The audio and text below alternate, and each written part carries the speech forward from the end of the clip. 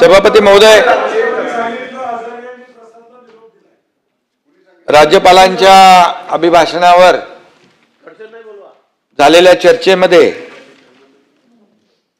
सहभागी झालेले सदस्य श्रीयुत प्रवीण दरेकरजी, भाई जगताप, इद्रिस नायकवडी, एकनाथराव खडसे, दादाराव केचे, अभिजित वंजारी, सुनील शिंदे, ज्ञानेश्वर म्हात्रे, अनिल परब, चित्राताई वाघ, शशिकांत शिंदे, शिवाजीराव गर्जे, राजेश राठोड, अमित गोरके, मिलिंद नार्वेकर, अरुण गणपती लाड, संजय खोडके, सुधाकर हडबाले, उमाताई खापरे, अमोल मिटकरी, सदाभाऊ खोत, किरण सरनाईक, संजय केनेकर, विक्रांत पाटील, मनीषाताई कायंदे, निरंजन डावखरे.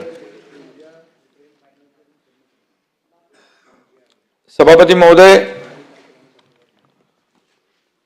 अर्थसंकल्पीय अधिवेशनामध्ये माननीय राज्यपाल महोदयांनी केलेल्या अभिभाषणावर अनेक सदस्यांनी या ठिकाणी आपले विचार व्यक्त केलेले आहेत आणि मी देखील अभिभाषणावर उत्तर देण्यासाठी उभा आहे. माननीय राज्यपाल, महामहिम राज्यपाल महोदयांनी सरकारच्या कामगिरीचा सविस्तर आढावा आपल्या अभिभाषणातून मांडला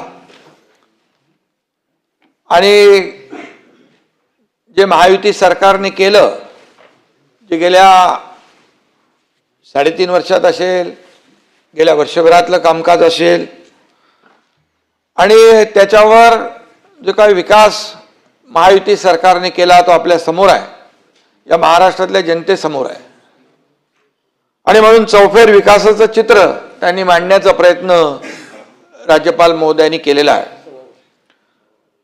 भविष्यातल्या महत्वाकांक्षी विकासाचा योजनांचा आढावा देखील त्यांनी त्यामध्ये घेतला, मांडला आणि महाराष्ट्राच्या जनतेने सभापती महोदय महायुतीवर विश्वास दाखवला. त्यामुळे प्रगत आणि समृद्ध महाराष्ट्र घडवणं हे आमचं कर्तव्य आहे आणि आम्ही नेहमी सांगतो की सत्ताधारी आणि विरोधी पक्ष ही रथाची 2 चाकं आहेत, पण विरोधी पक्ष काय ते मानत नाही आणि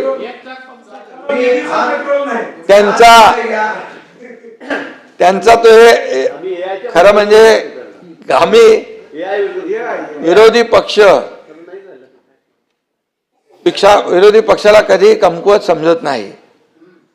विरोधी पक्ष कितीही असला तरी सुद्धा तुमच्याशिवाय शोभा नाही ना समोर, पण ते काही लोक गायब आहे तिथे आणि म्हणून आम्ही नेहमी त्यांचा आदर करत असतो.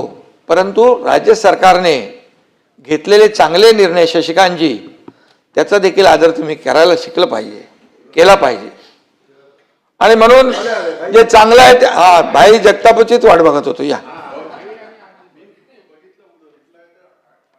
आणि म्हणून त्यामुळे प्रगत आणि समृद्ध महाराष्ट्र घडवण्यासाठी जे काय आम्ही 3.5 वर्षामध्ये काम केलंय त्यामध्ये अनेक योजना, विकास प्रकल्प आपल्या समोर आहेत, ते काय लपून राहू शकत नाहीत आणि त्यामुळे जनतेने जो अभूतपूर्व विश्वास दाखवला भाई विधानसभेच्या निवडणुकीमध्ये, त्याला कधी मॅन्डेट आहे, जनतेचं मॅन्डेट, शेवटी जनतेचं मॅन्डेट आहे. काही लोक म्हणत होते की आम्ही आता जनतेच्या न्यायालयात जाऊ, जनतेच्या न्यायालयात देखील गेले, 1दा गेले, 2दा गेले, 3दा गेले, 4दा गेले, पण जनतेने मॅन्डेट दिलं, त्याच्यावर मी पुढे बोलतो. पण जो विश्वास सभापती महोदय महाराष्ट्रातल्या जनतेने महायुती सरकारवर दाखवलाय, तो विश्वास सार्थ करण्याचं काम, किंबहुना त्याला तडा जाऊ न देण्याचं काम महायुती सरकार म्हणून आम्ही करतोय. हा शब्द आमचा आहे आणि आम्ही दिलेला शब्द पाळतो आणि म्हणून विकास अजितदादा आपल्यात नाहीत, परंतु त्याच्यावरही मी बोलणार आहे. विकास आणि कल्याणकारी योजना ज्या आहेत आणि लोककल्याणाची ही यात्रा कधी थांबणार नाही. बजेट अधिवेशन म्हणजे राज्याच्या अर्थमंत्र्यांचं अधिवेशन आणि परंतु अजितदादांच्या दुर्दैवी निधनामुळे या अधिवेशनावर दुःखाचं सावट आहे. अर्थसंकल्पीय अधिवेशनावर दुःखाची छाया आहे. ही वस्तुस्थिती आहे. आपण कोणी या धक्क्यातून अजून तरी सावरलेलो नाही. आपल्याला जी घटना घडली आहे ती अजूनही ती अनपेक्षित घटना आहे. अजूनही त्याच्यावर विश्वास बसत नाही आणि तरीसुद्धा आपल्याला जे सत्य आहे हे सत्य, कटू सत्य सगळ्यांना मान्य करावं लागतं. अजितदादांनी नेहमी विकासाचं राजकारण केलं. त्याच दृष्टिकोनातून काम करणं हीच खरी त्यांना श्रद्धांजली ठरेल. कारण त्यांचे मी शोकसभेत देखील किंबहुना त्या दिवशी सभागृहात देखील म्हणालो की अतिशय बारीक सारीक गोष्टींवर त्यांचं लक्ष असायचं. क्वालिटीमध्ये कधी तडजोड करायची नाही. कुठे एखादी इमारतीचं उद्घाटन असेल, कुठल्या कोर्टाचं उद्घाटन असेल, चीफ जस्टिस असतील, सुप्रीम कोर्टाचे सर्वोच्च न्यायाधीश असतील, हायकोर्टाचे असतील, परंतु त्यामध्ये कुठे काही अगदी बारकाईने ते पाहायचे आणि ते त्रुटी त्यांच्या नजरेतून सुटायची नाही आणि त्या अधिकाऱ्यांना सांगायचे याच्या दुरुस्त करून घ्या. आणि हे अधिवेशन तर बजेटचं अधिवेशन म्हटलं की अजितदादा, त्यांची लगबग, ते सगळे कार्यकर्ते, आमदार, खासदार, त्यांच्या प्रस्तावांना न्याय देणं, अधिकाऱ्यांच्या बैठका घेणं, या सगळ्या गोष्टी या ठिकाणी आपल्या समोर होत्या. परंतु दुर्दैवाने ते आपल्यात नसले तरी सुद्धा त्यांनी जी कामाची पद्धत दाखवून दिलेली आहे, त्यांचे विचार आणि त्यांचं विकासाचं विजन आपल्या सोबत आहे, ही वस्तुस्थिती आहे. आणि म्हणूनच मी म्हणालो त्यांच्या दृष्टिकोनातून काम करणं हीच खरी त्यांना श्रद्धांजली ठरेल. यावेळेस मुख्यमंत्री देवेंद्रजींनी बजेट मांडण्याची जबाबदारी घेतलेली आहे. देवेंद्रजी देखील आर्थिक जी काही समीकरणं आहेत त्याच्यामध्ये त्यांचा दांडगा अभ्यास आहे. ते अर्थतज्ञही आहेत. साध्या सोप्या भाषेत बजेट कसं समजून घ्यायचं त्यावर देखील त्यांनी पुस्तक लिहिलं. त्याच्या प्रकाशनाला देखील आपण होतो. राज्याच्या तिजोरीची नाडी त्यांना अचूक माहिती आहे आणि त्यामुळे राज्याला आणखी प्रगतीपथाकडे नेण्यासाठी, समृद्धीकडे नेण्यासाठी नेणारा अर्थसंकल्प ते मांडतील या बाबतीमध्ये कुणाच्या मनामध्ये शंका नाही. 2022 सभापती महोदय, 2022 पासून या राज्यामध्ये विकास प्रकल्प पुढे घेऊन जाण्याचं काम आम्ही केलंय. यापूर्वीच्या सरकारमध्ये देखील मी होतो आणि त्यावेळेस देखील आपण पाहिलेलं आहे की जे प्रस्ताव, जे विकास प्रकल्प जे थांबवले गेले, ज्या योजना थांबल्या, त्यांना आम्ही चालना देण्याचं काम केलेलं आहे आणि ही वस्तुस्थिती आहे. आणि म्हणून विकासाची घोडदौड जी आहे 2022 पासून खऱ्या अर्थाने या ठिकाणी या महाराष्ट्रात सुरू झाली. राज्यपालांच्या अभिभाषणात त्याचं प्रतिबिंब निश्चित उमटणार आहे आणि त्यामध्ये कुणाचंही दुमत असण्याचे कारण नाहीये. आणि म्हणून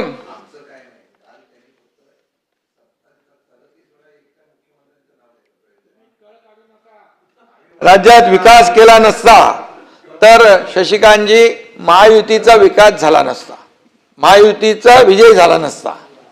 जर आम्ही विकास केला नसता तर महायुतीचा विजय कसा झाला असता. आणि म्हणून त्याच्यावर पण बोलतो मी. तुमचं आणि परंतु राज्यातलं विकासाचं चित्र विरोधकांना दिसत नाही, हे दुर्दैव आहे. तुम्हाला सगळ्यांना नाही मी सांगत आहे, पण जे काही लोकांनी मतं मांडली त्यांच्याबद्दल बोलतोय. कारण विरोधकांनी, सभापती महोदय, डोळ्यावर पट्टी बांधलेली आहे, कानावर हात ठेवलेले आहेत.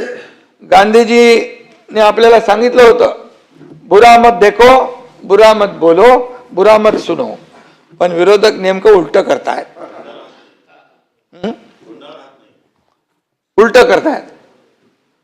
त्यांना चांगलं, मी मगाशीच म्हटलं की चांगल्याला चांगलं, एखाद्या विरोधी पक्षातल्या लोकांनी चांगल्या सूचना केली त्याचा आदर आम्ही करतो ना.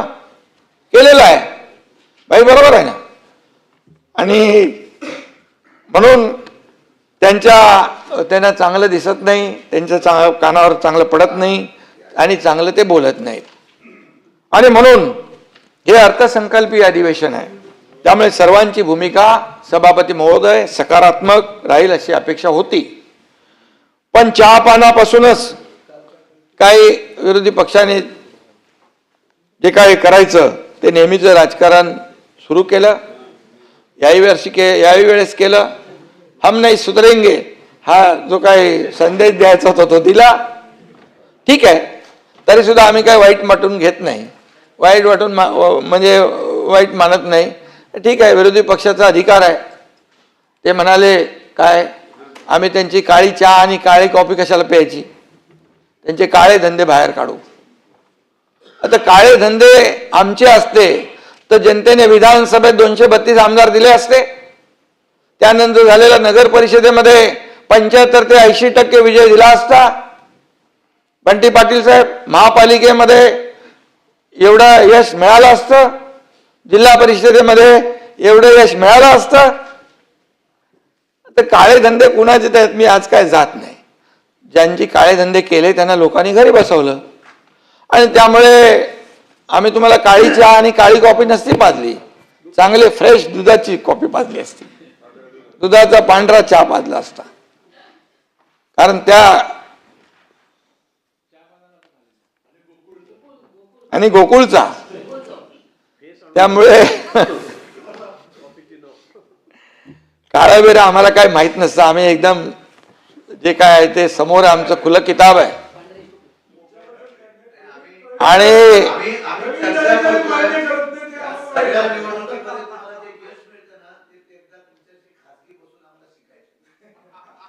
तुम्ही जरूर या माझ्याबरोबर बसा. आणि मी विरोधी पक्ष असला तरी त्यांना मी खरं तेच सांगणार.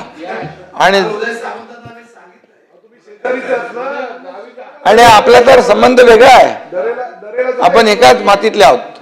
आणि म्हणून प्रत्येक अधिवेशनामध्ये विरोधकांचा गोंधळ वाढताना दिसतो. संख्या कमी होते पण गोंधळ वाढतोय. हा उलटा प्रवास चालू आहे आणि म्हणून त्यामुळे विसंवाद वाढतोय. नेमकी टीका कशावर करायची, कशी करायची हे देखील, टीका करा, बिलकुल करा, टीकेला आमचं ना नाहीये. परंतु टीका म्हणजे करताना आपण खरं बोललं पाहिजे, त्याचा आपला एव्हिडन्स असला पाहिजे. आरोप करताना म्हणून मी नेहमी काय सांगतो, आरोपाला मी आरोपाने उत्तर देणार नाही, टीकेला टीकेने उत्तर देणार नाही. आरोपाला कामातून उत्तर देणार, टीकेला कामातून उत्तर देणार. आणि म्हणून जे काय तुम्ही पाहिलंय, जे काय यश मिळतंय तो ह्याचाच भाग आहे. आणि म्हणून विरोधक गोंधळलेले आहेत आणि त्यांना काय करावं. खरं म्हणजे अधिवेशन अर्थसंकल्पीय आहे, आणखी अधिवेशन पुढं आहे. त्यामध्ये तरी अपेक्षा आहे की राज्यातले जनतेचे प्रश्न मांडा, लोकांना न्याय देण्याचं काम करा आणि या अधिवेशनाचा फायदा सर्वसामान्य जनतेला झाला पाहिजे ही अपेक्षा असते. आणि विरोधी पक्षाला जनतेचे प्रश्न आणि आवाज बनवून काम करायचं असतं, ते आपण केलं पाहिजे ही अपेक्षा तुमच्याकडून आम्हाला आहे. आणि म्हणून काही लोक बोलतात चांगले, म्हणजे सकारात्मक, पॉझिटिव्ह आणि प्रॅक्टिकल देखील बोलत असतात. पण या सर्व मॅन्डेट नंतर हे गेल्या वर्षीचं देखील बजेट सेशन झालं आणि त्यानंतर महायुती सरकारने, तुम्ही काय बोलले ते ऐकलं मी, हॅट्रिक करून दाखवले आणि सर्व ठिकाणी महाविकास आघाडीचा फार, खरं म्हणजे मला बोलायला ते आवडत नाही, टीका करायला, पण दुवा उडवला ही वस्तुस्थिती आहे. लोकांनीच केलं ते, जनतेने. आणि तरी सुद्धा विरोधकांचं देखील गिरे भी तो टांग ऊपर वाली बात रहती है असं असतं. त्यामुळे कुठंतरी आत्मपरीक्षण, आत्मचिंतन केलं पाहिजे. सुंब जळला तरी पीळ कायम म्हणतो आपण, तशा प्रकारची परिस्थिती आहे. तुम्ही वैयक्तिक कोणी आपल्याबद्दल घेऊ नका बिलकुल. हा, सत्ताधाऱ्यांना मात चढलाय, मस्ती आली आहे, अशी भाषा देखील काही विरोधकांनी वापरली. सभापती महोदय, सत्ता येते, सत्ता जाते, पुन्हा येते, परंतु सत्ता आल्यानंतर त्या व्यक्तीचा वापर सर्वसामान्य लोकांसाठी आपण केला पाहिजे, गोरगरिबांसाठी आपण केला पाहिजे, गरजू माणसांसाठी केला पाहिजे. आपला अधिकार आपण सर्वसामान्यांच्या विकासासाठी वापरला पाहिजे. माणसं जोडली पाहिजे, जोडलेली माणसं टिकवली पाहिजेत, आणि म्हणून लोकांची कामं केली पाहिजेत, लोकांमध्ये गेलं पाहिजे, त्यांच्याशी बोललं पाहिजे. ऑफिसमध्ये बसून, घरी बसून आपल्याला लोकांशी संवाद साधता येत नाही, तिथे जागेवर जायला पाहिजे. आणि म्हणून आमची काम करण्याची पद्धत जी आहे फेस टू फेस आहे. फेसबुक लाईव्ह नाही, फेस टू फेस आहे. लोकांना भेटणं केलं ना आम्ही लोक. तुम्ही लोक पण काय लोक काम करता ना, लोकांमध्ये जाता ना, गेलंच पाहिजे. सत्ताधारी असू द्या, विरोधी पक्ष असू द्या. आणि आमची जी काही लोकांची नाळ जुळलेली आहे, संकटामध्ये आम्ही लोकांच्या, शेतकऱ्यांच्या बाजूने उभे राहतो. आपत्ती आली तर आम्ही तिथे जातो, संकट आलं तिथे जातो. आणि त्यामुळे लोकांनी, सर्वसामान्य लोकांना न्याय देण्याचं काम जे लोक करतात त्यांच्या पाठीशी जनता उभी राहते. आणि म्हणून जनतेने विरोधी पक्षाला एकदा, दोनदा, तीनदा क्लीन बोल्ड करून टाकलेलं आहे सभापती महोदय. आणि पुन्हा पुन्हा हिट विकेट होण्याची सवय तुम्हाला विरोधी पक्षाला लागलेली आहे, तरी सुद्धा हाऊस काय भागत नाही भाई. आणि तरी असू द्या. आणि काही लोक बेचूट खोटं बोलतात, वायफळ बोलत असतात, वायफळ बडबड करत असतात. हे दुर्दैव आहे खरं म्हणजे. आणि म्हणून मी या ठिकाणी सांगू इच्छितो, तुमच्या म्हणजे दम नाही आरोपात हद्दपार झालात तुम्ही जनतेच्या दरबारात. म्हणजे आरोप करताना देखील, आरोप करताना त्याला सगळे पुरावे पाहिजेत, पुराव्यानिशी आरोप केले पाहिजेत, ही वस्तुस्थिती आहे. पण आपलं भाषण असं काही लोक करतात की त्याच्यामध्ये जवळपास 90% सगळं खोटं असतं. ते बोलून घेत जातात, त्याच्या बातम्या होतात, तेवढ्यावरच प्रसिद्धी मिळवण्यासाठी काही लोक खोटं बोला पण रेटून बोला, अशा प्रकारची सवय काही लोकांना लागली आहे. पण याच्याने काय हासिल होणार नाही. लोकांना कळत आहे, लोक सुज्ञ आहेत, जनता सुज्ञ आहे. आणि म्हणून मतदारांना देखील माहीत आहे, महायुती सरकार केवळ निर्णय घेत नाही भाई, तर त्या निर्णयाची अंमलबजावणी करते. हे मी सांगतो म्हणून बोलत नाही. मी बोलतोय ते जे आहे ते सत्य बोलतोय. 2.5 वर्षाचं आपण कारभार पाहिलाय मी मुख्यमंत्री असताना, आणि आता वर्षभराचा देखील आपण पाहिलाय. त्यामुळे जे 3.5 वर्ष जे काम केलंय या महायुती सरकारने ते आपल्या समोर आहे. आज सकाळी एक मुंबई सेंट्रल मधला एक पुलाचं आम्ही उद्घाटन करून आलो. ऑनलाईन उद्घाटन केलं. लोकांचा खोळंबा नको म्हणून. शशिकांतजी, तो पूल 130 वर्षाचा होता, ब्रिटिशकालीन, आणि तो 15 महिन्यात कंप्लीट केला. 4 महिने अगोदर केला. म्हणजे बिफोर टाइम. हे असे प्रकल्प आम्ही केले. म्हणून या मुंबईमध्ये, महाराष्ट्रामध्ये जे लटकलेले, प्रलंबित असलेले प्रकल्प त्यांना आम्ही चालना देऊ शकलो. उदाहरण मी फक्त आज केलं म्हणून सांगितलं मी. आणि म्हणून आम्ही विकासाचे, मी नेहमी सांगतो की विकासाचे मारेकरी होऊ नका, विकासाचे वारकरी व्हा. शेवटी विकास हा विकास आहे. लोकांना काय पाहिजे? काम पाहिजे. लोकांना, जनतेला आरोपामध्ये तथ्य नसतं. आरोपामध्ये त्यांना काही इंटरेस्ट नाही आहे. शिव्या शाप जे कोणी देतात त्याच्यामध्ये लोकांना काही पडलेलं नाही. लोकांना पाहिजे काम, लोकांना पाहिजे या राज्याचा विकास. आणि म्हणून डेव्हलपमेंट हा आमचा अजेंडा आहे.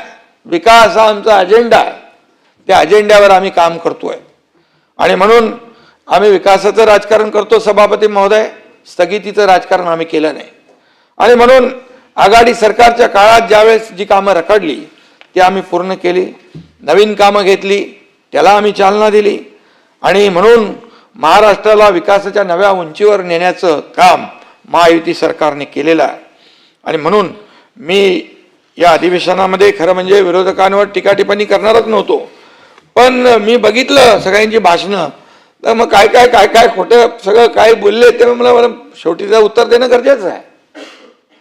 आणि म्हणून कुठल्याही अशा प्रकारचं पब्लिक परसेप्शन होऊ नये की विरोधकांनी जे बोलले ते खरं आहे आणि सत्ताधारी याच्यामध्ये कुठेतरी चुकीच्या पद्धतीने निर्णय घेतलेत. आणि म्हणून मी त्याचं या ठिकाणी, कारण जे बोलताना पूर्णपणे पुराव्यानिशी बोललं पाहिजे होतं, अभ्यासपूर्ण बोललं पाहिजे होतं, परंतु दुर्दैवाने तसं झालं नाही.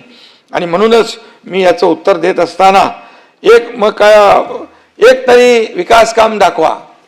अरे एक तरी नाही, आम्ही 100 विकास कामं तुमच्या समोर दाखवतो, पण तुम्हाला जर विरोधी पक्षाला दिसतच नसेल तर मग आमचा काय दोष? मग विरोधी पक्षाने आपले डोळे तपासून डॉक्टरकडे जाऊन तपासले पाहिजेत, असं मी म्हटलं तर वावगं ठरणार नाही. आणि म्हणून अटल सेतू काय, कोस्टल रोड, समृद्धी हे आपल्या समोर आहे आणि त्यामुळे विरोधकांनी विकासावर बोलावं, सूचना कराव्यात. आताही अधिवेशन पुढे आहे, विधायक चर्चा करावी, पण फक्त विरोधाला विरोध या ठिकाणी करता कामा नये. आर्थिक, औद्योगिक, सामाजिक, प्रशासकीय सगळ्याच आघाड्यांवर महाराष्ट्राची स्थिती मजबूत आहे, ही वस्तुस्थिती आहे. अभिभाषणामध्ये राज्यपालांनी हे वास्तव मांडलेलं आहे, हे वास्तव आहे आणि म्हणून त्याला राज्यपालांनी जे मांडलंय ती वस्तुनिष्ठ त्यांनी परिस्थिती मांडलेली आहे. या राज्याचा सर्व आढावा घेऊन या ठिकाणी जे प्रकल्प आम्ही चालना दिले ते मांडण्याचा प्रयत्न केलेला आहे.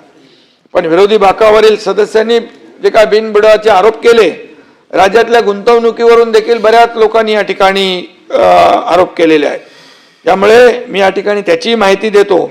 देशाच्या अर्थव्यवस्थेचा मजबूत कणा हा महाराष्ट्र आहे. महाराष्ट्र हे एक पुरोगामी राज्य आहे, विकसनशील राज्य आहे. या महाराष्ट्रामध्ये इन्फ्रास्ट्रक्चर आहे, या महाराष्ट्रात पोटेन्शियल आहे, या महाराष्ट्रामध्ये स्किल मॅनपॉवर आहे, या महाराष्ट्रात इंडस्ट्रियल फ्रेंडली वातावरण आहे, या महाराष्ट्रामध्ये मोठे उद्योग काय येत आहेत. कारण इथं गेल्या 3.5 वर्षामध्ये जे उद्योगांना चालना देण्याचं काम महायुती सरकारने केलंय ते आपल्या समोर आहे. आज उद्योगपती सुरक्षित आहेत. आपल्या पूर्वीच्या काळामध्ये आपण पाहिलं, उद्योगपतींच्या मनामध्ये जी भीती निर्माण झाली होती, आता आणि आज रिलायन्स इंडस्ट्रीने इंडिया AI समिटमध्ये दिल्लीला 10 लाख कोटीची सभापती महोदय इन्व्हेस्टमेंट केली. त्यांचं अभिनंदन करायला पाहिजे. 10 लाख कोटीची इन्व्हेस्टमेंट छोटी नाही. का केली? आता त्यांना देशात, महाराष्ट्रात सुरक्षित वाटतंय. त्याच उद्योगपतींच्या खाली, घराच्या खाली काय लावलं होतं कोणी? बंटी पाटील, माहिती आहे आपल्याला. त्यांनी नाही लावलं ते, आणि होतो ना मी, खाता आमच्याकडे नव्हतं. आणि म्हणून या ठिकाणी उद्योजकांना देखील एक पोषक वातावरण या ठिकाणी निर्माण करण्याची आवश्यकता होती, ती आम्ही केली. तुम्हाला सांगतो, एखाद्या कुठे पुणे, चाकण किंवा कुठल्याही इंडस्ट्री बेल्टमध्ये उद्योजकांना कुठलाही त्रास होत असेल, बंटी पाटील साहेब, तर आम्ही पर्सनल ॲड्रेस करतो, पर्सनल त्या लोकांना बोलतो आणि जे त्रास देणारे लोक आहेत त्यांच्यावर कायदेशीर कारवाई करून त्यांना जेलमध्ये पण टाकलेलं आहे. त्यामुळे अशा प्रकारचं वातावरण निर्माण झाल्यामुळे उद्योजक येऊ लागलेले आहेत, उद्योजकांना विश्वास वाटू लागला आहे. आणि म्हणून आज महाराष्ट्र हे फक्त देशातलं नाही तर जगाच्या पातळीवर गुंतवणुकीसाठी पसंतीचं, मी मगाशी म्हणालो, राज्य बनलेलं आहे. याचा अभिमान सगळ्यांना पाहिजे, सत्ताधाऱ्यांना नाही, विरोधी पक्षाला देखील पाहिजे. कारण शेवटी राज्य आपलं, महाराष्ट्र राज्य आपलं आहे सगळ्यांचं. आणि म्हणून औद्योगिक गुंतवणूक, परदेशी औद्योगिक गुंतवणुकीमध्ये देखील आपण महाराष्ट्र नंबर 1 आहे. देशाच्या एकूण GDP मध्ये महाराष्ट्राचा वाटा 13.5% आहे. GDP, export, tax collection, FDI हे विकासाचे महत्वाचे इंडिकेटर आहेत. या सगळ्यामध्ये सभापती महोदय आपले राज्य प्रथम क्रमांकावर आहे. याचा अभिमान आपल्या सगळ्यांना असला पाहिजे. आणि मी सगळं जे बोलतोय ते तपासून घ्या. मी कुठलंही खोटं बोलणार नाही. खोटं बोलण्याची सवय मला नाही, कारण आपल्याला शेवटी एक दुसऱ्याला परत फेस करायचं आहे, एक दुसऱ्याशी बोलायचं आहे. आणि म्हणून याच्यामध्ये मी जे बोलतोय ती वस्तुनिष्ठ, या ठिकाणी जी वस्तुस्थिती आहे ते बोलतोय. आणि म्हणून महायुती सरकारने झपाटून काम केलं नसतं तर हे चित्र दिसलं असतं का? हा माझा साधा सवाल आहे.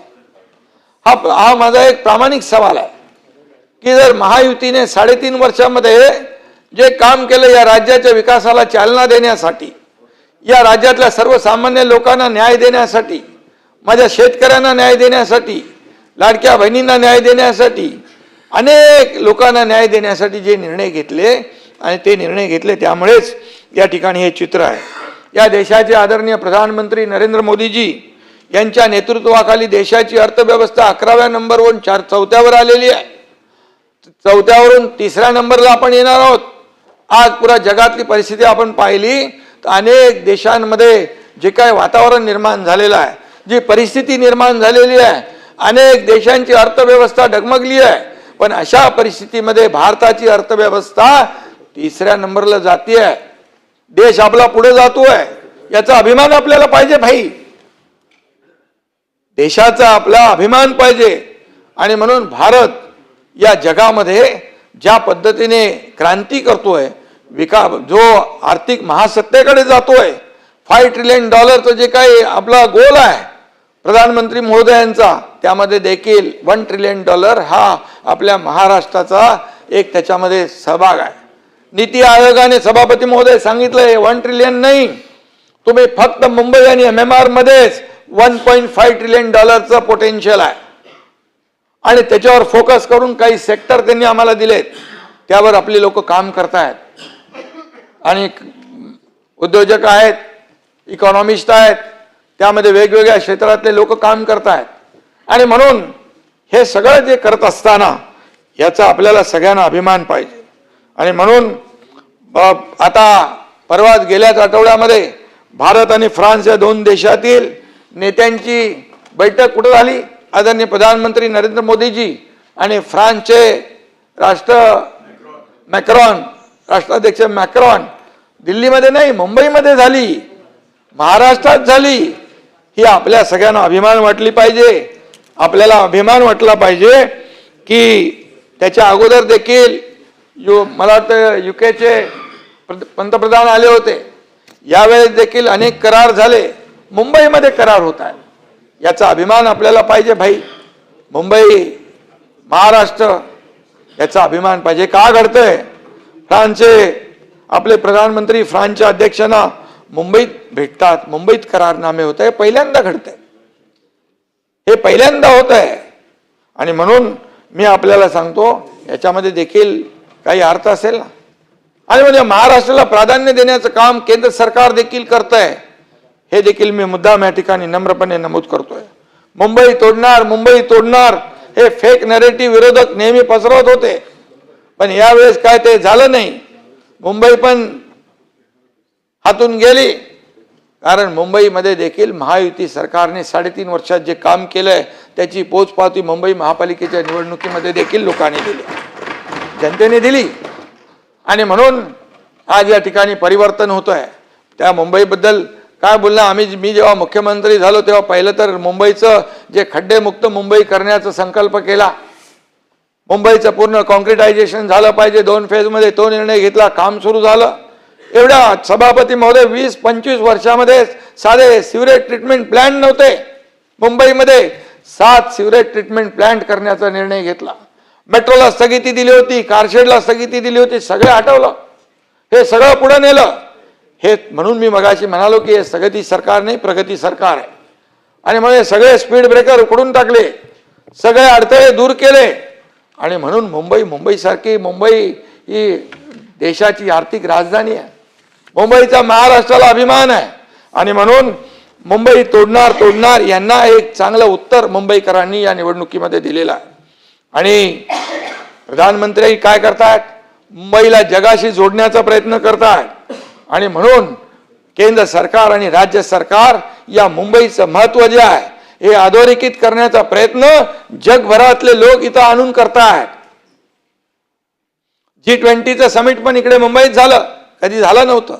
वेव्स पण एक जो इंटरनॅशनल कार्यक्रम झाला जागतिक पातळीचा तो मुंबईत झाला.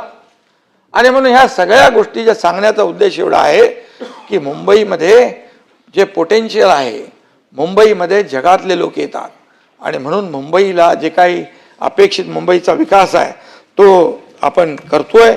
आणि म्हणून मुंबईला लुटणाऱ्यांना, मुंबई फक्त सोन्याची अंडी देणारी कोंबडी म्हणून बघणाऱ्यांना लोकांनी घरी बसवलं, ही वस्तुस्थिती आहे. आणि म्हणून मी जे काही सत्य आहे ते सांगतोय. राज्यपालांच्या अभिभाषणामध्ये मुंबई दुर्लक्षित असल्याचं मत काही लोकांनी मांडलं. या ठिकाणी मी सभागृहाला सांगू इच्छितो, मुंबईला जगातलं महत्त्वाचं आर्थिक केंद्र बनवण्याचा संकल्प केंद्र सरकार आणि राज्य सरकारने केलेला आहे. ही वस्तुस्थिती आहे. आणि म्हणून आता अनिल परब नाही आहे तिकडे, त्यांनी किल्ला लढवायचा खूप प्रयत्न केला पण जनतेनेच किल्ला उद्ध्वस्त केला, ही वेगळी गोष्ट. आम्ही काय करू शकतो. आणि म्हणून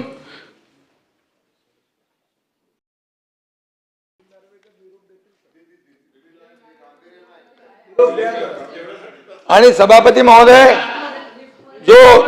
जो मारतो जनतेच्या तिजोरीवर डल्ला, जो मारतो जनतेच्या तिजोरीवर डल्ला, जनताच करते उद्ध्वस्त त्यांचा किल्ला.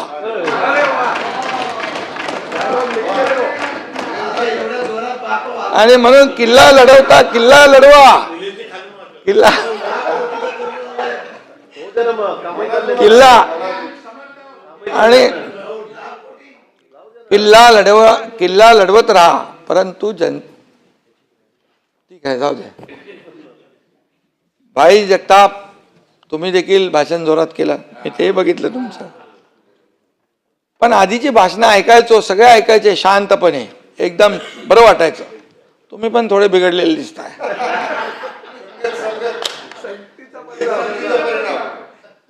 पण भाईचं बोलणं कसं आहे बाबा, मुद्देसूद सगळ्या गोष्टी, परंतु पण भाईंनी भाषण केलं त्यामध्ये खरं म्हणजे अनेक टीका टिप्पणी केल्या त्यांनी. आणि खऱ्या अर्थाने मी आपल्याला एवढंच सांगतो की वस्तुस्थिती आपण जाणली पाहिजे.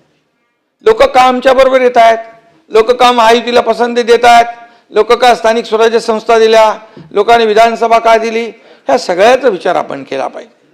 लोक काम मॅन्डेट देत आहेत, काम केलं नसतं तर कोणी उभं केलं असतं, आम्हाला काम केलं नसतं तर घरी बसवलं असतं. आणि म्हणून जो वेळ आम्हाला मिळाला 3.5 वर्ष, त्याचा आम्ही सदुपयोग केला जनतेच्या प्रश्न सोडवण्यासाठी, या महाराष्ट्राला पुढे नेण्यासाठी. आणि म्हणून लोकांनी देखील भरभरून आम्हाला आशीर्वाद दिले. आणि म्हणूनच तुमची टीका ऐकल्यानंतर मी म्हणतो, या ठिकाणी विरोधक पडला फिका, पुढचं तुम्हाला माहित आहे, विरोधक पडला फिका तरी सुरू निरर्थक टीका. असं काय त्याला म्हणतो आपण, नाही संकुचित नाही, ओढून ताणून काहीतरी बोललं पाहिजे म्हणून जे बोलण्याचा जो आवेश आहे, आव आणण्याचं जे, तसं नाही होत ते. आणि म्हणून आणि जे काय उष्ण अवसान जे विरोधी पक्ष आणतोय ते थोडं भाई बघा, चाळून बघा.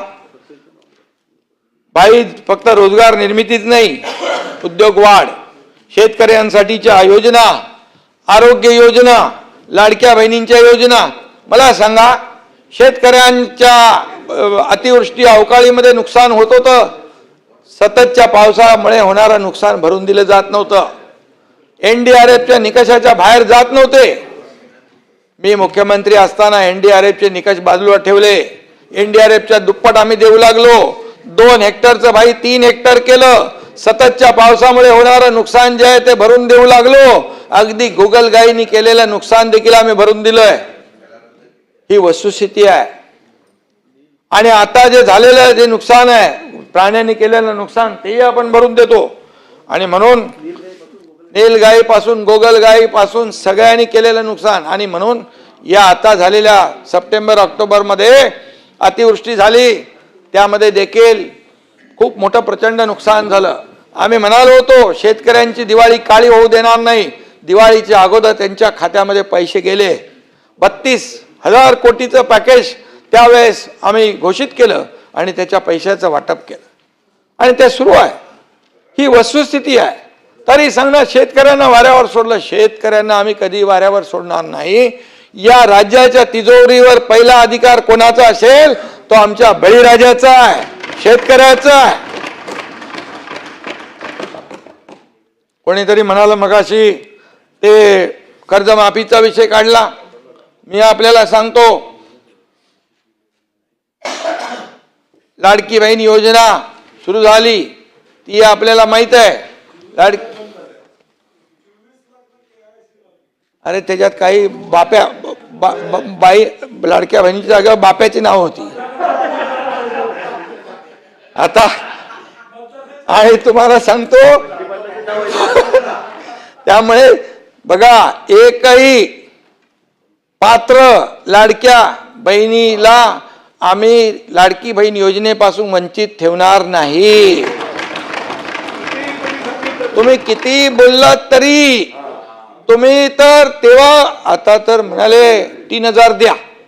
अरे आम्ही जेव्हा 1,500 रुपये दिले बंटी भाऊ, तेव्हा कोर्टात गेले बंद पाडायला. ही योजना बंद पाडली पाहिजे म्हणून. आणि आता कोर्टात गेला होता त्याच्या विरोधामध्ये. जो गेला त्याचं नाव काय? वडपल्ले, अनिल वलपडेवाड. वडपल्ले त्याच्या मागून ते होते. आणि म्हणून तेव्हा मी सांगतो की आम्ही ती योजना सुरू केली, मंजूर केली, पैसे ते खात्यात पाडले, काही पैसे खात्यात दिले.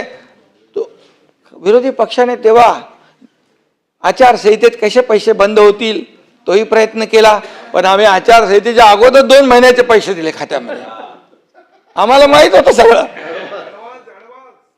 म्हणाले कधी देणार 2100 रुपये. मी सांगतो या ठिकाणी तेही देणार, योग्य वेळी आम्ही तेही देणार. एकही शब्द आम्ही खोटा ठरणार नाही. आम्ही प्रिंटिंग मिस्टेक वाले नाही, निवडणूक चुनावी जुमलावाले नाही. आणि त्यामुळे योग्य वेळी शेतकऱ्यांची कर्जमाफी पण होणार. त्यासाठी कमिटी नेमलेली आहे, परदेशी कमिटी आहे. 30 जूनला त्याचा अहवाल देणार आहेत. आणि त्याच्यानंतर तुम्हाला सांगतो शेतकऱ्यांना देखील आम्ही वाऱ्यावर सोडणार नाही. शशिकांत जी करेक्ट कार्यक्रम करायचं हे शेतकऱ्यांचं नाही रे बाबा. तरी मी आपल्याला सांगतो, किती आरोप केले तरी सुद्धा ये पब्लिक है, सब जानती है, हे आपल्याला माहित आहे. कौन सच्चा है कौन झूठा है याचं उत्तर वोटिंग मशीन मधून आलेलं आहे. आणि म्हणून अरे भाई कुठे चालले तुम्ही? चंद्रावर मंगळावर पोहोचले भारताचं यान. कुठं? चंद्रावर मंगळावर पोहोचले भारताचे यान. पण तुमच्या काँग्रेसचे मात्र अजूनही चड्डी बनियान. अरे भारत मंडपम मध्ये जगातले लोक आले भाई, तुम्ही वैयक्तिक घेऊ नका. जगातले लोक आले. जगातले लोकांनी आपल्या भारताचं साम्राज्य बघितलं. प्रधानमंत्री मोदींनी तिथं AI समिट ठेवली, जगभरातले लोक आले. अरे तिथे काँग्रेसवाले चड्डी बनियान गँग मध्ये घुसले. अरे आपली तर आबरू वेशीवर टांगलीच आहे, परंतु आपल्या देशाचा अपमान करण्याचा प्रयत्न तिथं केला. हे देशप्रेम आहे, ही देशभक्ती आहे, हा देशद्रोह आहे खऱ्या अर्थाने. आणि म्हणून नेहमी इकडे पण परदेशात पण देशाची बदनामी करायची, प्रधानमंत्र्यांची बदनामी करायची. अरे मला सांगा भाई, प्रामाणिकपणे छातीवर हात ठेवून सांगा, 2014 पूर्वीचे काळ बघा, 2014 पूर्वीची प्रकरणं बघा. कॉमनवेल्थ घोटाळा, चारा घोटाळा, गोबर घोटाळा,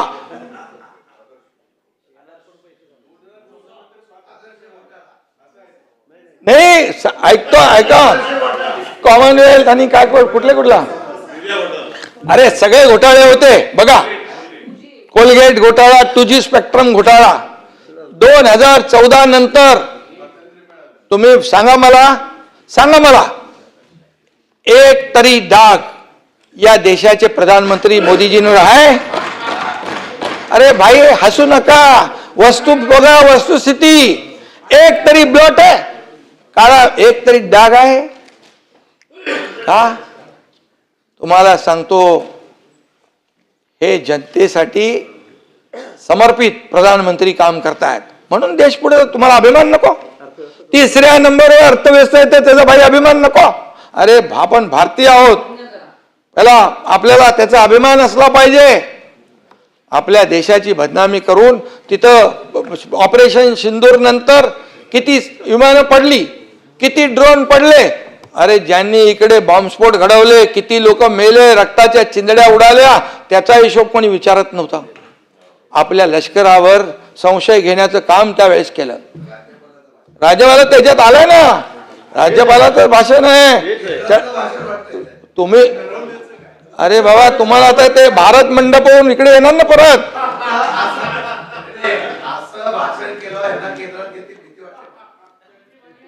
तुम्हाला इथं पाहिजे का तिकडे पाहिजे?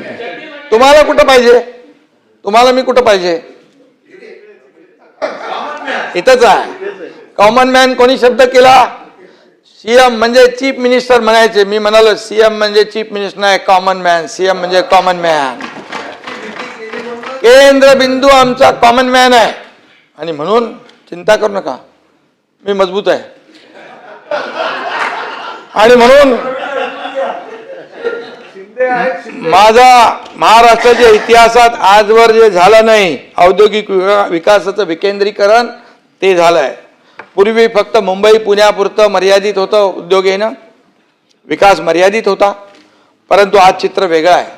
राज्याचा चौफेर विकास, काही लोकांनी उद्योगावर बोलले, विकासावर बोललेले आहेत. ही त्याची आकडेवारी आहे. राज्यात 30 लाख कोटीची गुंतवणूक होते आहे, त्यापैकी 22% कोकणात आहे. काही कोकण 22%, त्याचबरोबर 13% विदर्भात, 50% इतर भागात, आपल्या पश्चिम महाराष्ट्रात पण आहे. काही आकडेवारी मी देऊ इच्छितो. 2024-25 या वर्षात महाराष्ट्राला 1,64,875 कोटी रुपयांची थेट परकीय गुंतवणूक मिळाली 24-25 मध्ये. ही गुंतवणूक म्हणजे देशाचे एकूण FDIच्या तब्बल 39% आहे, 39%. चालू आर्थिक वर्षाच्या म्हणजे 2025-26च्या पहिल्या 6 महिन्यातच महाराष्ट्रात 91,337 कोटी रुपयाची गुंतवणूक झाली आहे.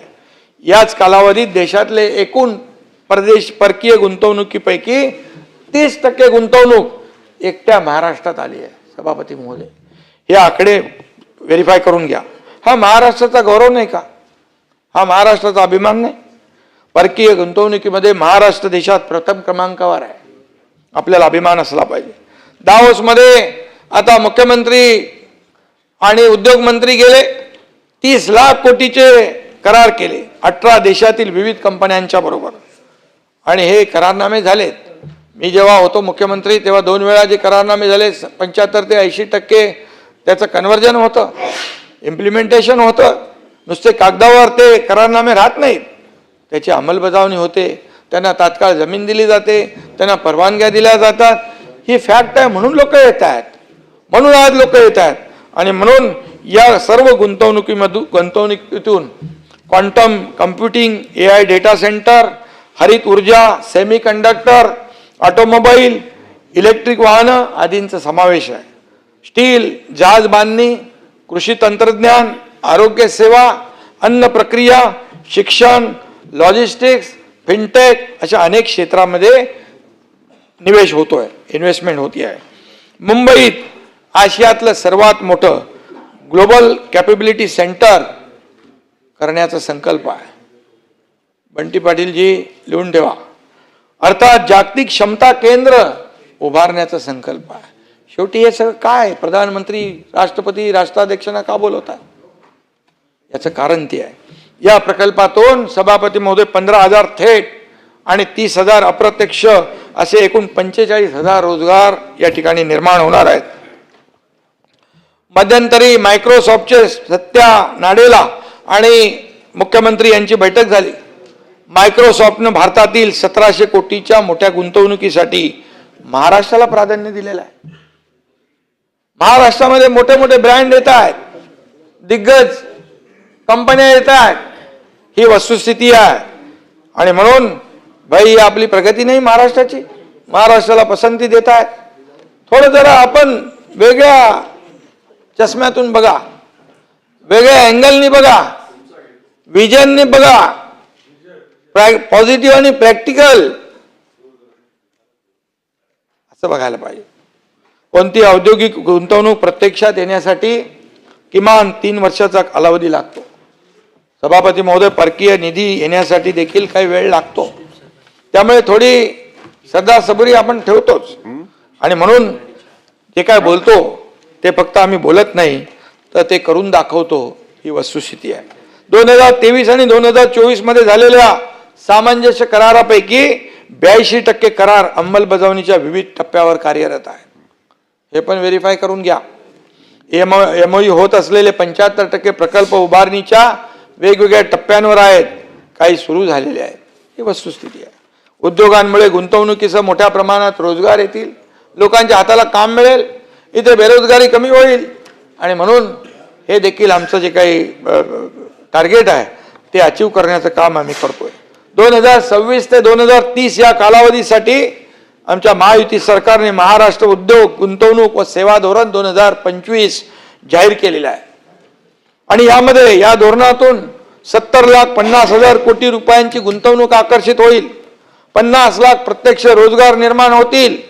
या ठिकाणी उद्योगांचा वाटा 2047 पर्यंत 30% व उत्पादन क्षेत्राचा वाटा 20% वाढवण्याचा एक आराखडा आपल्या सरकारने केलेला आहे.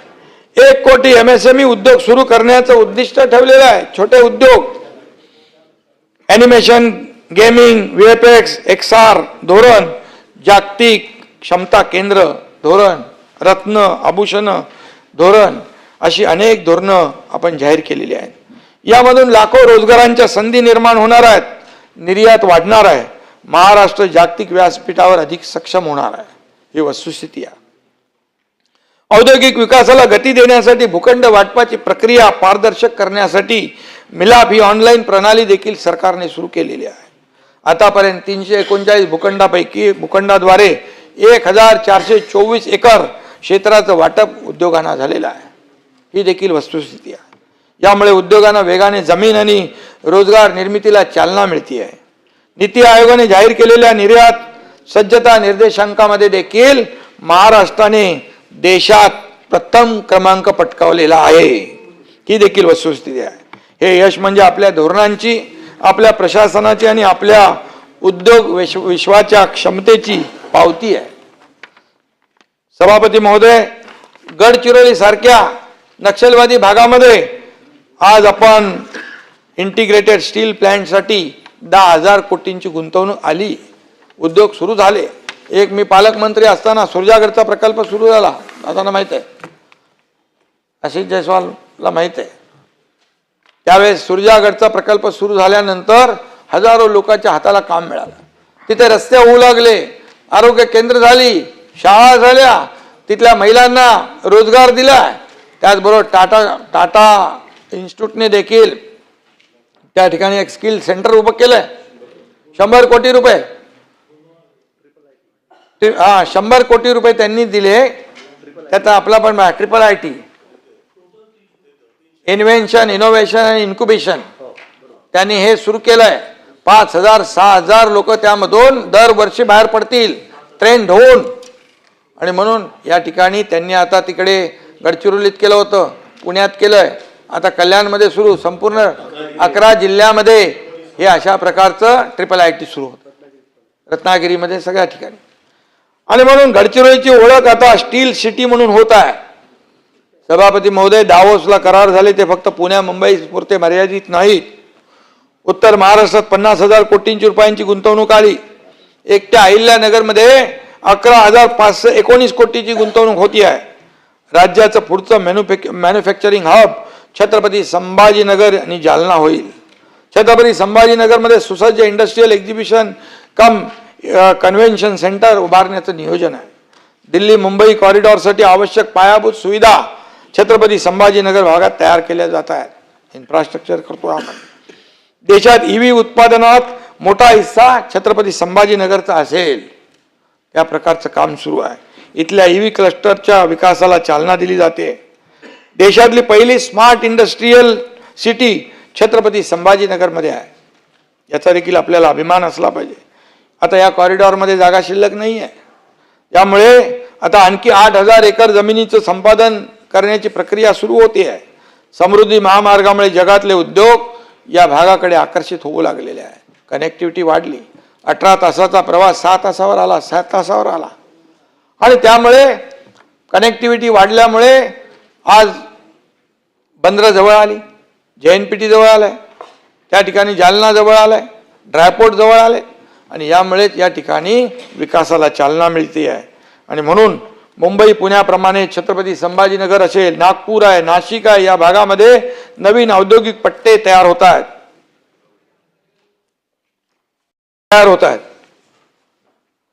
विदर्भामध्ये नागपूर अमरावती औद्योगिक विकासाचा पट्टा तयार होतोय. उद्योगाच्या बाबतीमध्ये अनेक लोकांनी प्रश्न निर्माण केले होते, त्यांना मी उत्तर देतोय. अमरावतीमध्ये PM मित्रा पार्क प्रमाणेच वस्त्रोद्योग पार्कमुळे नवी इंडस्ट्रियल इकोसिस्टीम तयार होती आहे. एअर इंडियाच्या वतीने आशिया खंडातील सर्वात मोठी पायलट ट्रेनिंग इन्स्टिट्यूट तिथे उभी राहते आहे.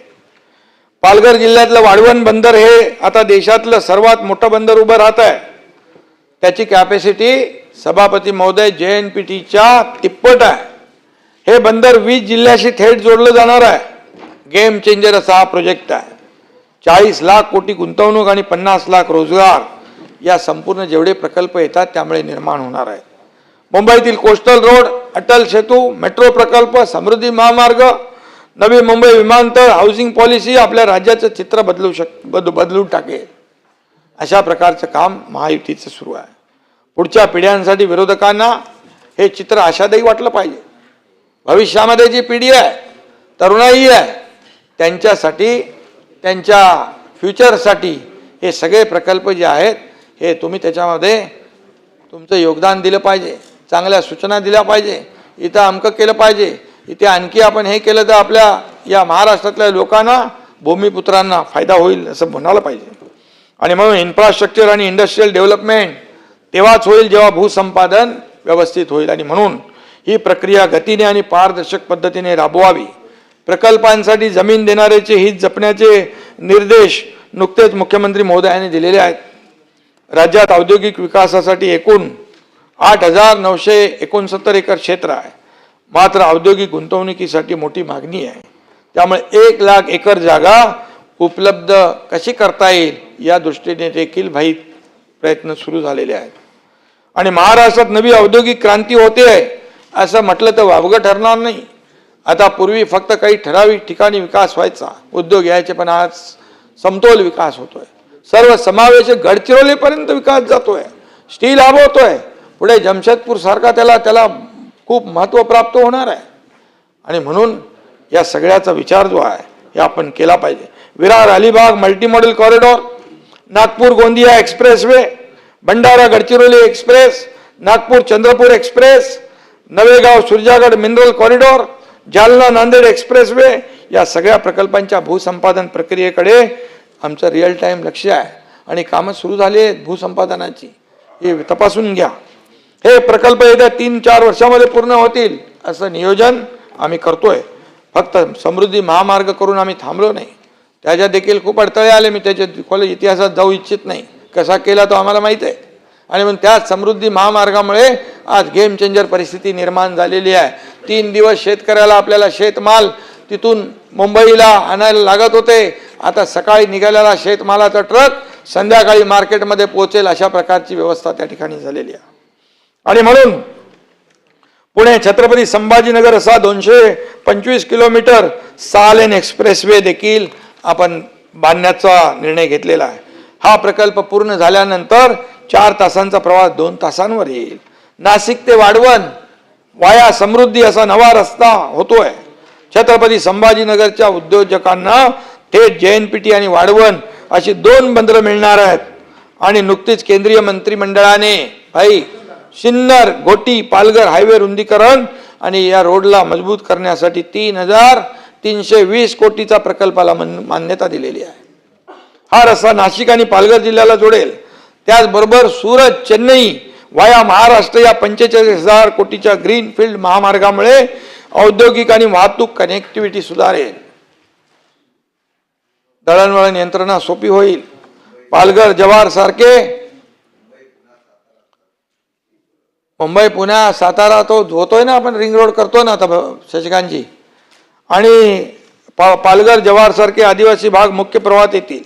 छत्रपती संभाजीनगरच्या विमानतळावरून आंतरराष्ट्रीय विमानांचं टेक ऑफ होईल. पालघरलाही नवं विमानतळ या ठिकाणी मिळणार आहे.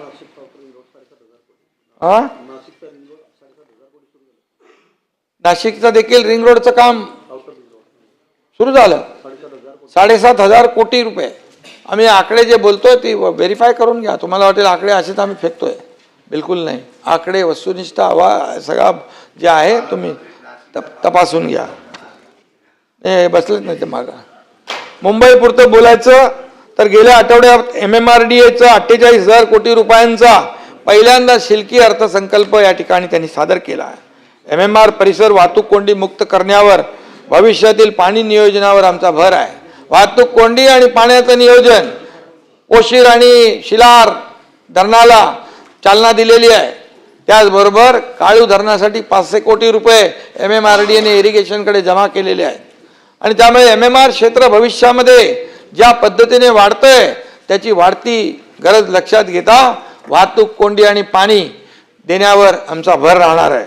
आणि म्हणून या ठिकाणी सरकारी नोकर भरतीबाबत अनेक लोकांनी प्रश्न केले. अनुकंपावरच्या 80% नोकऱ्या आम्ही दिल्या. अनेक वर्षापासून प्रलंबित प्रकरणे आम्ही काढली. 26/11 दहशतवादी हल्ल्यातील हुतात्मा उपनिरीक्षक प्रकाश पांडुरंग मोरेंची कन्या अनुष्का मोरे हिला मानवतेच्या दृष्टिकोनातून विशेष बाब म्हणून शासकीय सेवेमध्ये देखील आपण सामावून घेतलं. सगळी भरती प्रक्रिया पारदर्शी केली, ती वेगाने सुरू केली. तांत्रिक आणि प्रशासकीय अडथळे या ठिकाणी दूर झाले. आणि म्हणून माणूस नियमांसाठी नाही तर नियम हे माणसांसाठी असले पाहिजे, अशा प्रकारचे आमची जी काय भूमिका आहे सरकारची ती आम्ही घेतलेली आहे.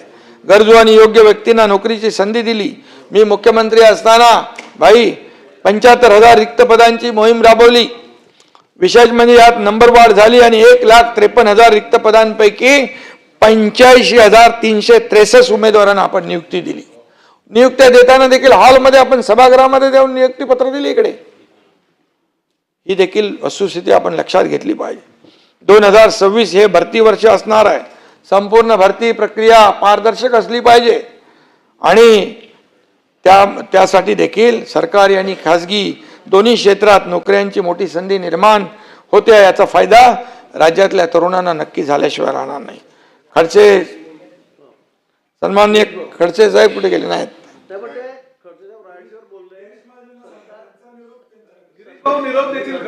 नाही, राज्यपाल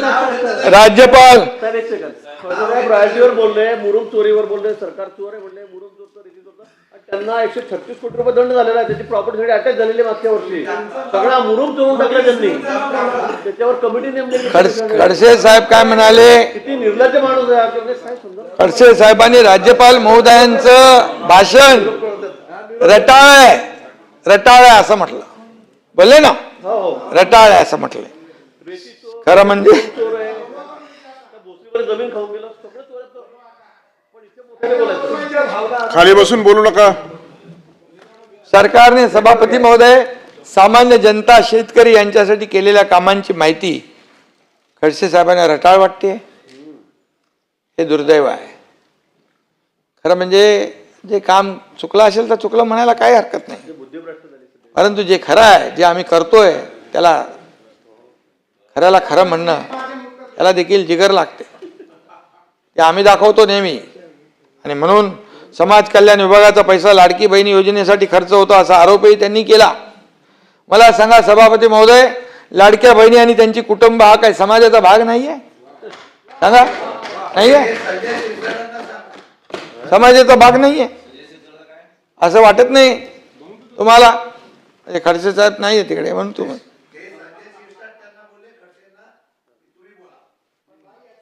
मुक्ताई नगरला तीर्थक्षेत्रास निधी मिळावा म्हणून मागणी केली.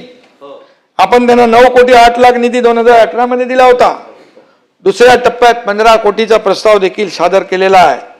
त्याला देखील आम्ही कुठेही आकडता हात घेणार नाही. कुंभमेळ्यासाठी 30,000 कोटीची तरतूद, त्याचं नियोजन ते होत आहे.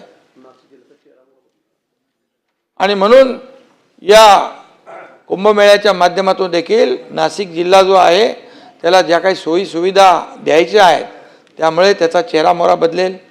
आणि खडसे साहेबांनी जे काही मागणी केली त्याच्यात आम्ही कधी दुजाभाव करत नाही. परंतु जे नाही त्यांनी, तुम्ही आता आले, तुम्ही ऐकलं नाही अगोदर.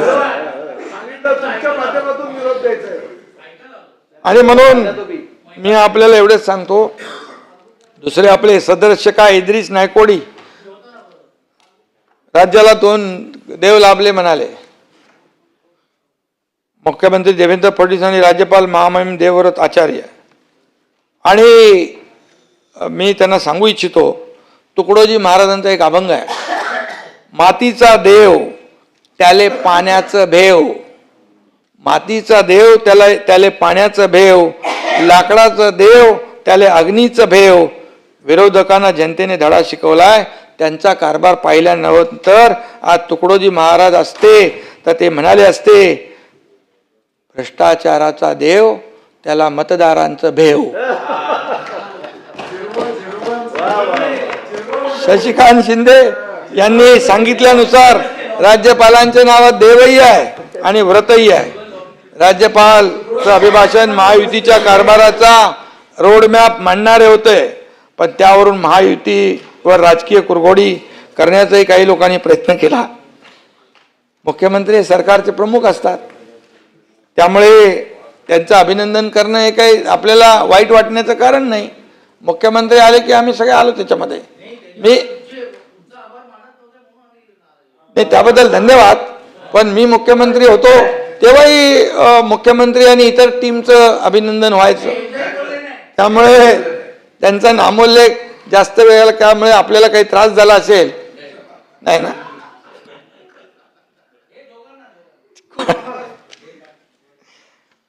आणि मी विरोधी पक्षावर बसलेल्या सदस्यांना आठवण करून देतो की राज्यपाल काही इथं आले होते, ते काही निवडणुकीच्या भाषणासाठी आले नव्हते. ते राज्याचं विजन आहे जे आहे ते त्यांनी मांडलेलं आहे भाषणामधून. त्यामुळे राज्यपालांच्या अभिभाषणावर, सरकारच्या धोरणावर आपण टीका केली समजू शकतो आम्ही. राज्यपालांच्या अभिभाषणावर देखील जी वस्तुस्थिती आहे त्याच्या विरोधामध्ये चुकीच्या पद्धतीने ती मांडणी करणं हे बरोबर नाही आहे. आणि म्हणून शशिकांतजी, काय नाही, तुम्ही काही बोललात तरी सुद्धा इकडे काय युतीमध्ये काय मिठाचा खडा काय पडणार नाही. आमची युती मजबूत आहे. ये फेविकॉल का जोड़ है, टूटेगा नहीं, मजबूत रहेगा. आणि चिंता करू नका. 2022 साली महायुती सरकार पहिल्यांदा सत्तेवर आलं तेव्हापासून विरोधकांना पोटदुखी सुरू झाली, पण नेहमी आम्ही आरोपांना कामानं उत्तर दिलं. पायाला भिंगरी लावून आम्ही चांद्यापासून बांद्यापर्यंत फिरलो. मुख्यमंत्री मी होतो 2022ला, पण काही लोक म्हणजे त्यांना ते हजमच होत नव्हतं. पोटदुखी, जळजळ, मळमळ, प्रत्येक वेळी आरोप, प्रत्येक वेळी सरकार पडणार. तेव्हाची गोष्ट मी सांगतोय. डिसेंट्री, उलट्या, जुलाब सगळं चालू होतं. बाळासाहेब ठाकरे आपला दवाखाना त्यांच्यासाठी मी मोफत केलेला आहे.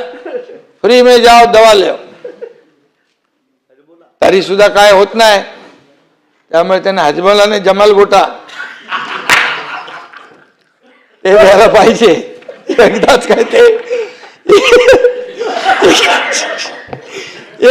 ते होऊन जाऊ दे. सचिन अरे किती बोलणार तुम्ही, किती बोलणार, किती आरोप करणार, काहीतरी मर्यादा असली पाहिजे. अरे आरोप करून करून करून महाराष्ट्रातली जनता जी आहे ते आरोप ऐकून ऐकून त्यांनी त्यांचा निर्णय घेतला आणि बरोबर दुकानं बंद करून टाकली. आणि म्हणून जनतेच्या दुःख वेदना दूर करण्याचा आम्ही प्रयत्न केलाय. सभापती महोदय, प्रशासन अधिक गतिमान आणि जबाबदारनी काम करणार आहे. प्रशासनामध्ये आमूलाग्र परिवर्तन करण्यासाठी GPR 2.0 आम्ही सुरू केलं. हा महत्वाकांक्षी प्रशासकीय सुधारणा उपक्रम हाती घेतलाय. खुद्द आदरणीय प्रधानमंत्री नरेंद्र मोदीजींनी याचं कौतुक केलंय. दिल्लीत महाराष्ट्राच्या मनुष्यबळ व्यवस्थापन मॉडेलची प्रशंसा केली. का आपल्याला अभिमान नको? विरोधी पक्षात असले तरी सुद्धा जिथं महाराष्ट्राचा मान वाढतो तिथं आपला मान वाढतो. आणि म्हणून त्यामुळे प्रशासन सुधारणा क्षेत्रात महाराष्ट्र राज्य देशासाठी मार्गदर्शक ठरलाय. ही देखील वस्तुस्थिती आहे. आम्ही 100 आणि 150 दिवसांचा विशेष कृती आराखडा कार्यक्रम राबवला. विभागांसमोर टार्गेट ठेवलं आणि अनावश्यक बाबी त्यातल्या काढून टाकल्या. खालच्या स्तरावर जिल्हाधिकारी तहसीलदार स्तरावर ते कामं लोकांची झाली पाहिजे याच्यावर आम्ही फोकस केला. या उपक्रमाचा पहिला टप्पा यशस्वीपणे पूर्ण झाला. टार्गेट पूर्ण झाली. आता दुसरा टप्पा 1 मे 2026 पर्यंत पूर्ण होईल. मुख्यमंत्री महोदयांना मी धन्यवाद देतो की त्यांनी ही संकल्पना मांडली. त्यामधून सर्वसामान्य लोकांना न्याय मिळतोय. सर्वसामान्य लोकांची कामं होत आहेत बरोबर. आणि म्हणून आम्ही नागरिकांना काय रे बाबा हे, अरे अच्छा ठीक आहे बरं, कागदाचं काय नवीन. नागरिकांना प्रशासकीय सेवा आणखी सुलभ आणि जलद आणि पारदर्शक पद्धतीने मिळतील या दृष्टीने आम्ही काम करतोय. DBT आणि आपलं सरकार पोर्टलवर सेवा सुलभ केल्यात. 263 योजना अंतिम करून GPR 2.0 मध्ये टाकल्यात. दादाराव केचे यांनी मुद्दा मांडलाय, दिव्यांगांच्या विवाहासाठी देण्यात येणारी रक्कम 1.5 लाखावरून 3 लाख करावी. मी सांगू इच्छितो सभापती महोदय, दिव्यांग आणि अव्यंग विवाहासाठी 1.5 लाख आणि दिव्यांगाचा विवाह दिव्यांगाशी झाल्यास 2.5 लाख रुपये त्या ठिकाणी आपण देतो. भाई जगताप, एकनाथराव खडसे, सुनील शिंदे यांनी महाराष्ट्र कर्नाटक सीमा प्रश्नावर मुद्दे उपस्थित केले. मिलिंद नार्वेकरांनी पण केले. सगळेजण पोटतुडकीने बोलत होते. आपल्यालाही मान्य आहे, आपली सगळ्यांची भावना तीच आहे.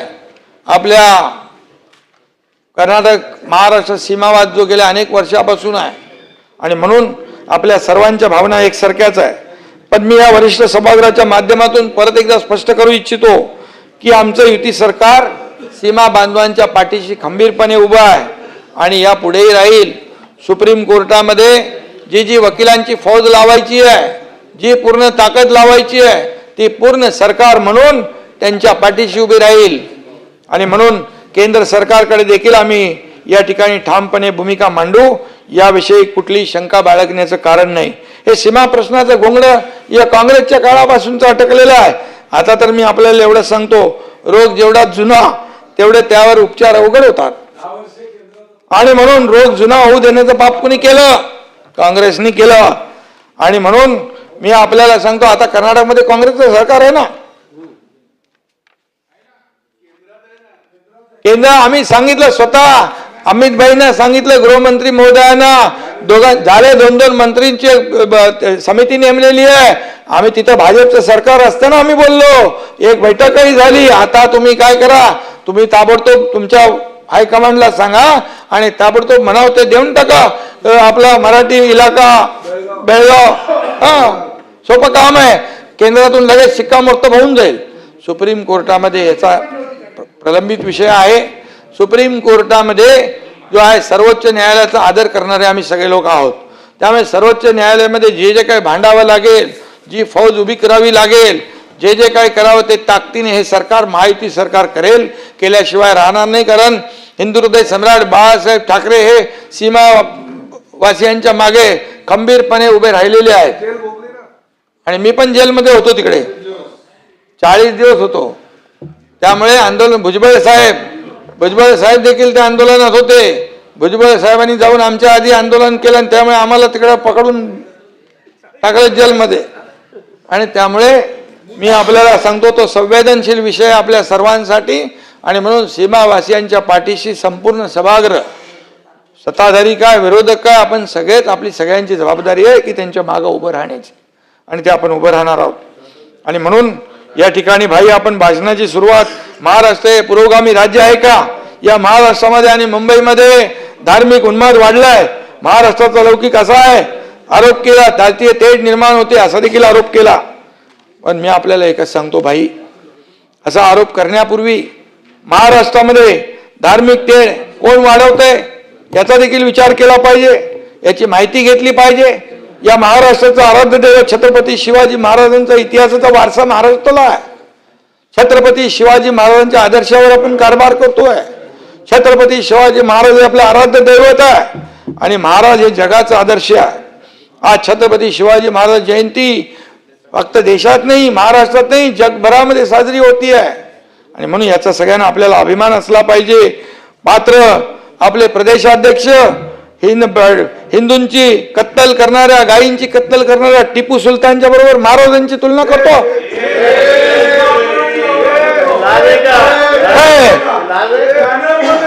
अरे त्यांचे गोडवे गाताना आणि टिपू सुलतान आणि छत्रपती शिवाजी बंटी भाऊ, छत्रपती शिवाजी महाराजांची आणि त्यांची तुलना तुम्हाला मान्य आहे? मान्य नाही ना, काहीला पण मान्य नाही आहे आणि आपल्यालाही मान्य नाही. पण टिपू सुलतान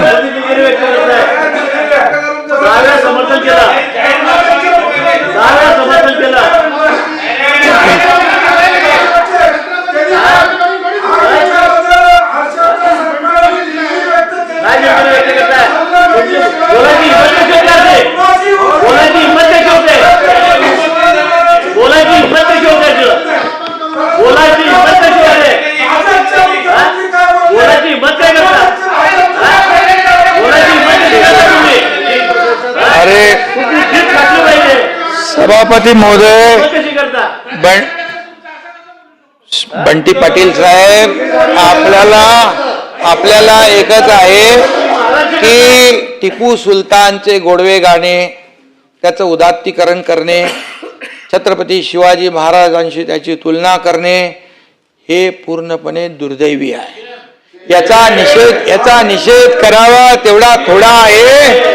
आणि मी हेही सांगतो औरंगजेबाचं देखील उदात्तीकरण, बॉम्बस्फोट मधल्या आरोपींचं उदात्तीकरण कोणी केलं? त्याच्या कबर कोणाची? तो अफजल खानाचं उदात्तीकरण. अरे बाबा, अफजल इतके वर्ष, शशिकांतजींना माहित आहे अफजल खानाचं प्रतापगडावरचं, सगळी माहिती आहे ना. इतके वर्ष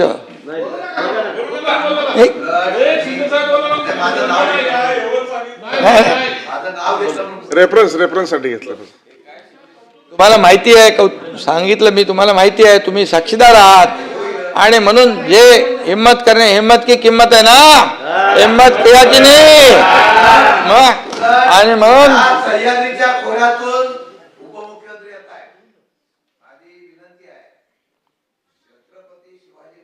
तो पराक्रम केलाय ना प्रतापगडच्या पायथ्याला, ते दाखवण्यासाठी ती बंदी घातली ना, ते उलट कसं छत्रपतींनी तिथं त्या याचा कोथळा बाहेर काढला तो दाखवणं गरजेचं आहे.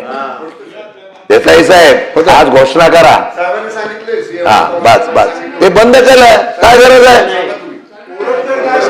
ते पालकमंत्र्यांना सांगितलेलं आहे, ते होणार आहे. आम्ही जे बोलतो ते करतो.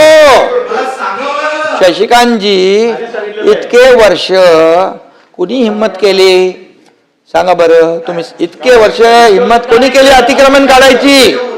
इतके वर्ष हिम्मत कुणी केली नाही, त्याला देखील वाघाचं काळीज लागतं. आणि धाडस लागतं.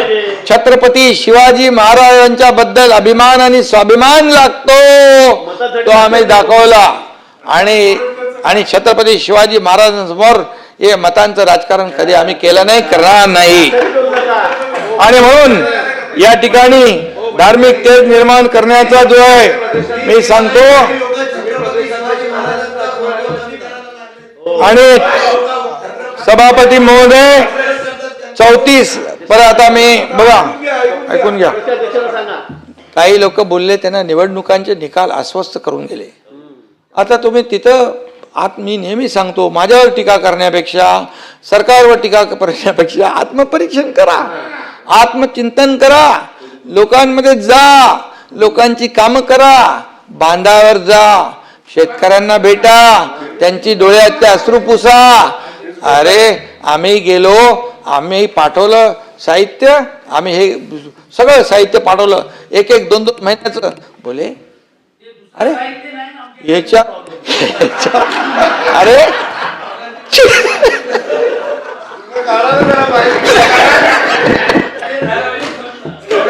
अरे त्याला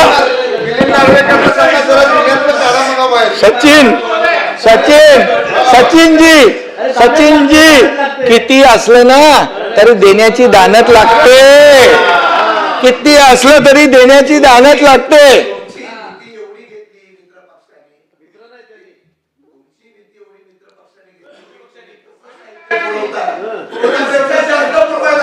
ऐका शशिकांतजी, मी काय म्हणालो, शेतकऱ्यांना अन्नधान्य, दिवाळीचं सगळं फराळाचं साहित्य, साखर, तेल पासून आम्ही पाठवलं, बरोबर, ते पाठवलं. त्याच्यावर पण टीका केली. अरे बाबा तुम्ही साधा बिस्किटचा पुडा पण नाही नेला. अरे काय तुम्ही यार, तुम्ही म्हणजे माझं म्हणणं आहे अशा वेळेस शेतकऱ्यांच्या मागे उभं राहिलं पाहिजे. आम्ही म्हणालो ना शेतकऱ्यांची दिवाळी काळी होऊ देणार नाही, नाही होऊन दिली.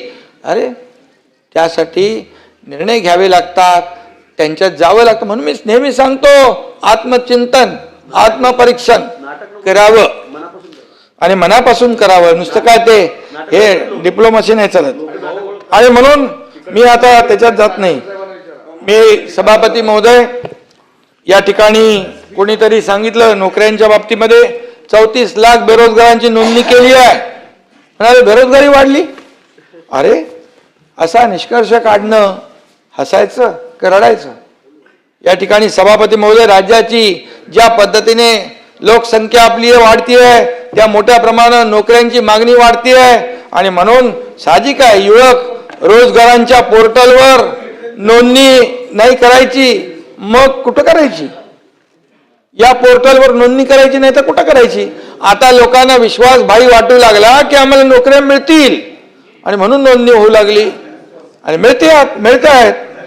मिलिंद नार्वेकरांनी पण काही मुद्दे इथे मांडले, पण त्यांचे मुद्दे एकदम पॉझिटिव्ह होते, टीका नव्हती. आणि त्यावर जे काही त्यांनी मुद्दे मांडलेले आहेत त्या मुद्द्यांवर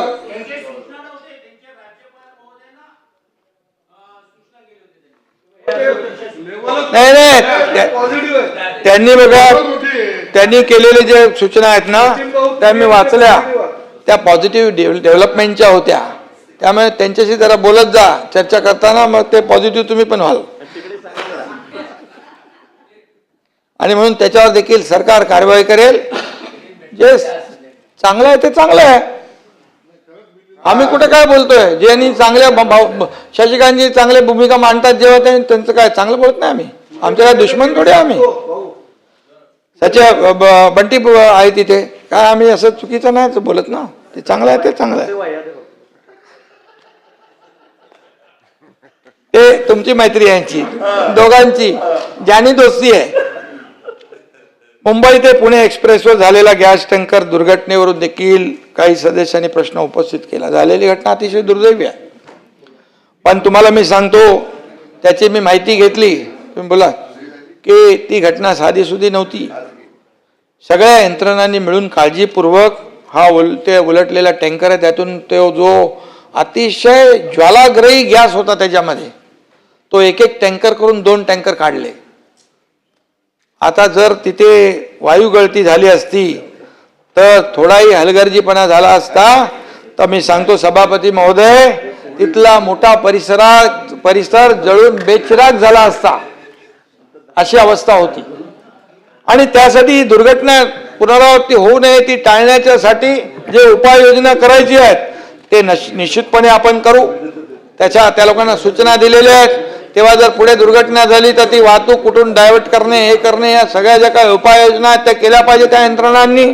अशा प्रकारच्या सूचना मुख्यमंत्री महोदयांनी देखील दिल्या, मी स्वतःही दिलेल्या आहेत. त्याची इत्थंभूत माहिती मी घेत होतो आणि म्हणून त्यावेळेस देखील नागरिकांची खूप गैरसोय झाली.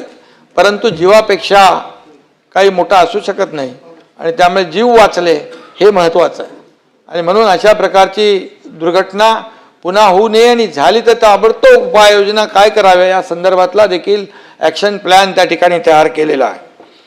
सत्ताधाऱ्यांचा मगाशी मी बोललो वाटतं, माझ हा शब्द प्रयोग कोणीतरी केला, माजलेत, माज आलाय वगैरे, तेच बोलले का? अशा प्रकारचे शब्द प्रयोग करणं खरं म्हणजे सभापती महोदय ठीक आहे, विरोधी पक्षाला तो अधिकार आहे, परंतु काय बोलायचं, माज कुणाला आलाय, कुणाला काढलाय, काय काढलाय हे आपल्याला माहित आहे. राज्यातील जनतेने 2014 पासून महायुती सरकारला पाठिंबा दिलेला आहे आणि जनतेच्या न्यायालयामध्ये यांच्या पुरता आहे, पण ते त्याला पुरून उरलेत. जो काय कमी आहे का बाबा, ते दोघांचं जाऊ दे. जनतेच्या न्यायालयामध्ये आम्ही जिंकलो आहोत. लोकशाही जनता ही राजा असते. ही जनता आपल्याला डोक्यावर घेते. ही जनता निष्क्रिय लोकांचा माजही उचलवते. ही वस्तुस्थिती आहे. त्यामुळे जनता जनार्दन ही सब कुछ है, हम तुम कुछ भी नहीं है, हे मानणारे आम्ही लोक आहोत. आणि म्हणून जनतेने माज कुणाचा उतरवला, काय केलं हे मी वेगळं सांगण्याची आवश्यकता सभापती महोदय नाही. आणि म्हणून आमचं सरकार जनतेची 24 तास सेवा करणारं आहे. मी शेवटी एवढंच सांगतो, विकासाला गती देत आहोत.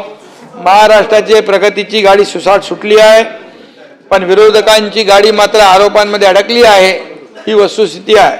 आणि म्हणून गेली 4 वर्ष गेली 4 वर्ष राज्यात विकास यात्रा जोमाने सुरू आहे.